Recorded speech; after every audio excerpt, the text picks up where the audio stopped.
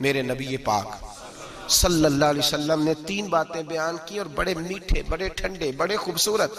اس خدا را جنہوں نے بچیوں کے رشتے کرنے، منت کر رہا ہوں انہوں نے بچوں کے رشتے کرنے، خدا را ان کی بنیاد صحیح رکھنا.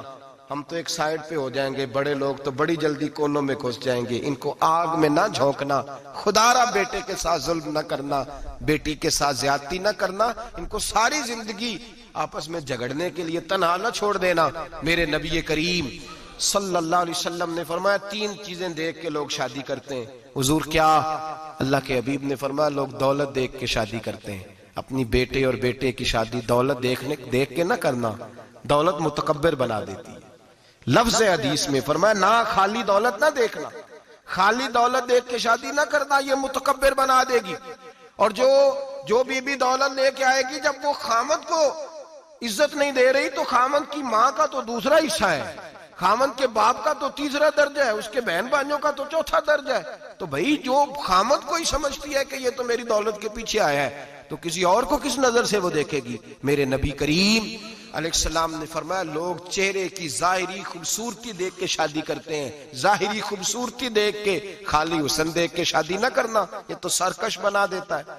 حضرت ابو بکر شبلی رحمۃ اللہ علیہ صوفی بزرگ تھے. ایک نوجوان آ گیا، کہنے لگا حضور میں آپ کی بیٹی پہ عاشق ہو گیا ہوں، اور میں ڈائریکٹ اس کی طرف نہیں گیا، میں نے اس کو کوئی وسوسہ دے کے اپنے ساتھ اس کو ایڈجسٹ کرنے کی کوشش نہیں کی، میں اخلاقیات کے دائرے میں رہ کے رشتہ لینے آیا ہوں. فرمایا تجھے میری بیٹی کی کون سی چیز اچھی لگی؟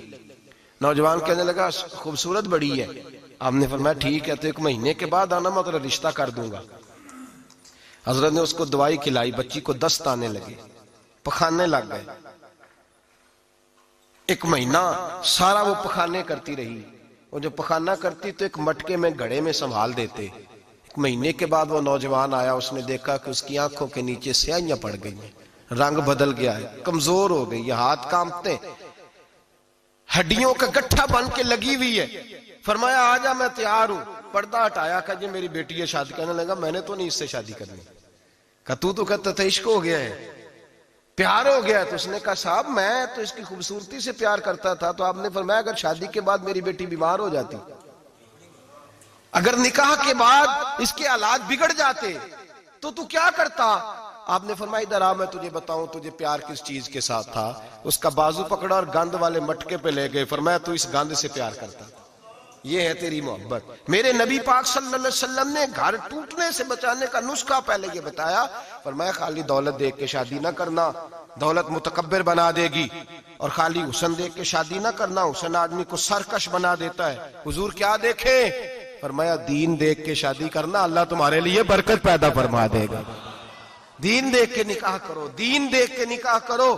محبوبہ یہ دین والا لفظ کس کے لیے ہے؟ فرمایا ادھر آؤ، کائنات میں اگر اللہ نے سب سے شان والی بیٹی دی ہے تو مجھے دی ہے، اور میں اس علی کو دے رہا ہوں جس کا مکان بھی کوئی نہیں، کاروبار بھی کوئی نہیں، جس علی کا بظاہر کوئی بینک بیلنس نہیں، کوئی مربع نہیں، کوئی شے نہیں. حضور علی کے پاس کیا ہے؟ فرمایا میرا علی عشاء کے بعد قرآن شروع کرتا ہے تو فجر سے پہلے ختم کر دیتا ہے.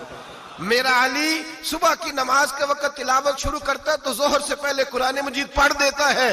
فرمایا رزق کھاتا ہے، تھوڑا کھاتا ہے پر حلال کا کھاتا ہے. فرمایا پاکیزہ روٹی کھاتا ہے، اور جب میدان میں نکلتا ہے تو برادری کے لیے نہیں نکلتا. جب تلوار لے کے نکلتا ہے تو یہ مکے کے لیے نہیں لڑتا، یہ تلوار لے کے نکلتا ہے تو قومیت کے لیے نہیں لڑتا. محبوب کس لیے لڑتا ہے؟ فرمایا یا خدا کے لیے لڑتا ہے یا محمد مصطفیٰ کے لیے لڑتا ہے. اس کی تلواریں پاکیزہ، نظریات پاکیزہ. دیکھو میں بیٹی کا نکاح کہاں کر رہا ہوں. میرے بھائی تو نے رشتے کی بنیاد ٹھیک نہیں رکھی تو یہ ٹوٹ گیا. لیکن ہاں آپ کہتے ہیں مصری صاحب آپ نے نیچے جو ہے نا وہ بنیاد، اس کی بیس جو تھی، نیند جو تھی وہ صحیح نہیں تھی تو دیوار گر گئی. جب بنیادی حسن تھا تو مان پڑ گیا، ختم ہو گیا معاملہ. جب بنیادی دولت تھی تو کب تک لالچ پورا ہوگا، کب تک آپ دیں گے؟ دین اللہ کرے ایسے لوگ بھی ملے جو کہیں پہلے پوچھ لینا بچہ نمازی ہے کہ نہیں. اللہ کرے کہ رشتے ڈھونڈتے وقت یہ کوئی پوچھنے لگ جائے. اللہ کرے کہ کوئی پوچھنے لگ جائے کہ بچی پردہ دار ہے کہ نہیں. اللہ کرے کوئی پوچھنے لگ جائے کہ بچہ قرآن شریف کے ساتھ دلچسپی رکھتا ہے کہ نہیں. اسے حضور کی نعتیں اچھی لگتی ہیں کہ نہیں. وہ نبی پاک کے نام کا نعرہ لگانا جانتا ہے کہ نہیں. کبھی اس کی آنکھوں میں مصطفیٰ کے لیے کوئی آنسو آیا ہے کہ نہیں.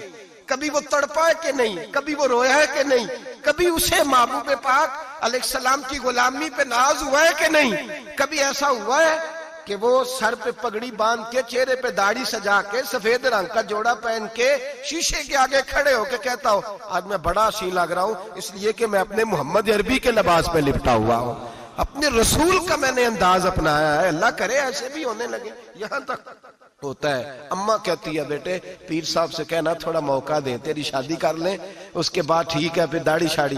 تو میں کہا کرتا ہوں بی بی لانی کاہے کو ہے جسے داڑھی پسند نہیں، لانی کاہے کو ہے جس کو داڑھی پسند نہیں۔